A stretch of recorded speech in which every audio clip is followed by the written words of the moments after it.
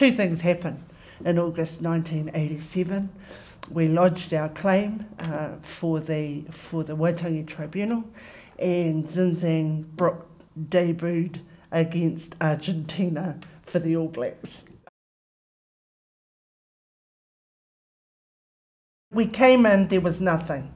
We had no quota to speak of, no money, no land, and we owed some people a lot of money. But we persevered with a belief that we had for a claim, and that claim's eventually been borne out to be right.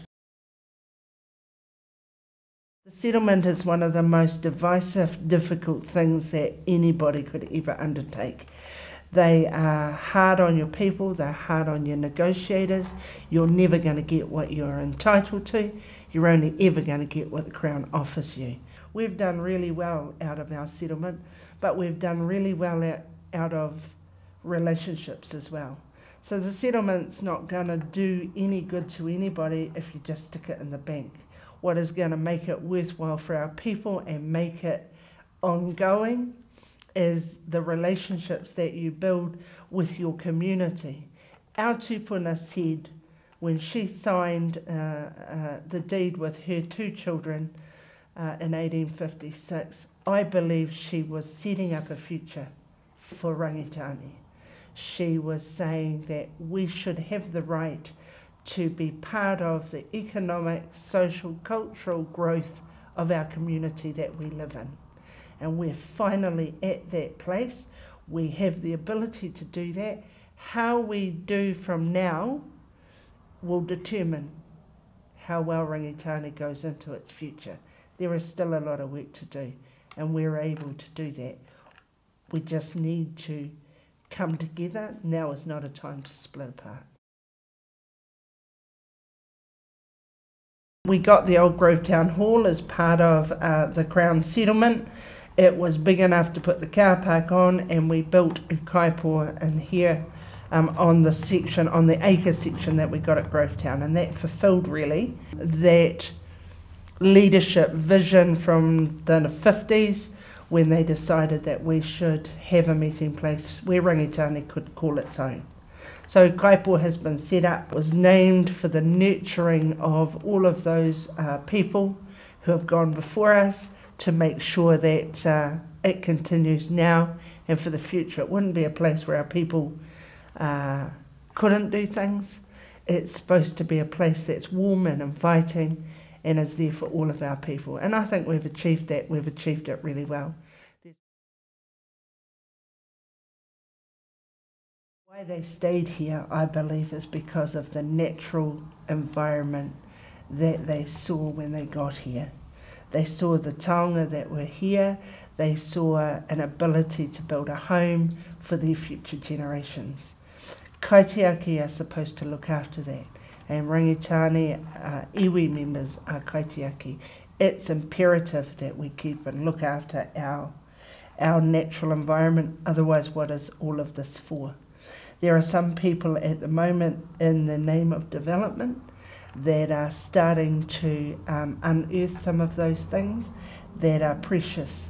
We spent a lot of time repatriating our tupuna and getting back some of those sites of significance that matter to us as an iwi. The Wairau River is one of those, but it's not the only one.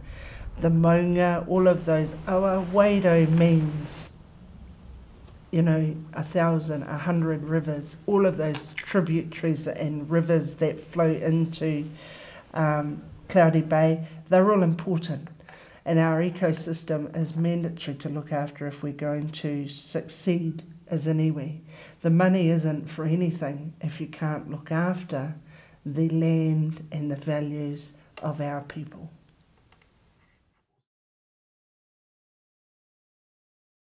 We're actually the lucky ones. You know, we're the people that got to see the fruition of work that generations of others have worked for and never got to see. So for us, I guess we are that generation.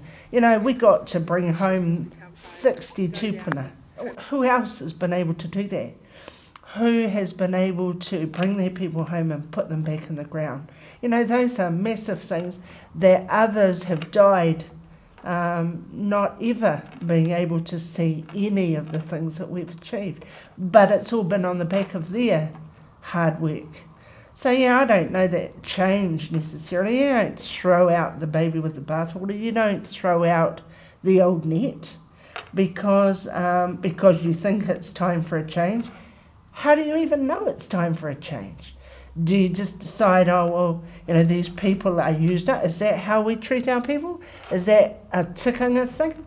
Because it's no tikanga that I know of.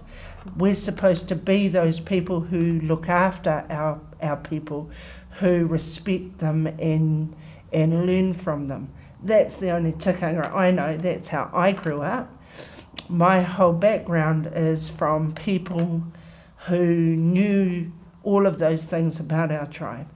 And I spent time with them, talking to them, learning about those things. And, you know, those were my father, Auntie Kath, Uncle Rua, Uncle Matt Parawaka. And I even remember sitting at the bedside of your great-grandmother up there when, you know, just because that's what you did. And you didn't decide that it was your time. Other people decided it. I never wanted to do this. I never thought, yeah, this is what I'm going to be when I grow up. But it comes to you and you have a responsibility to it. And you know, that's something I guess you carry with you forever. So, you know, whatever it is that I still have to give to the tribe, I'll give, because that's the nature of the beast. You've got to do that. We have made significant gains. The settlement is in. It came in 2010. That doesn't mean we now get to sit down and rest. There are still so much more work to do. There's still parts of the settlement that are unfinished. There are still structures to put in place. There's still plans to identify how do we make it last. It's our one chance.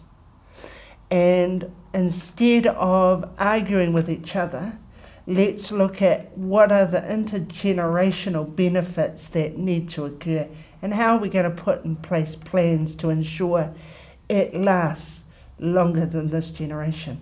Because if we're not careful with that, it'll be gone and we'll be back to 1996. There'll be nothing.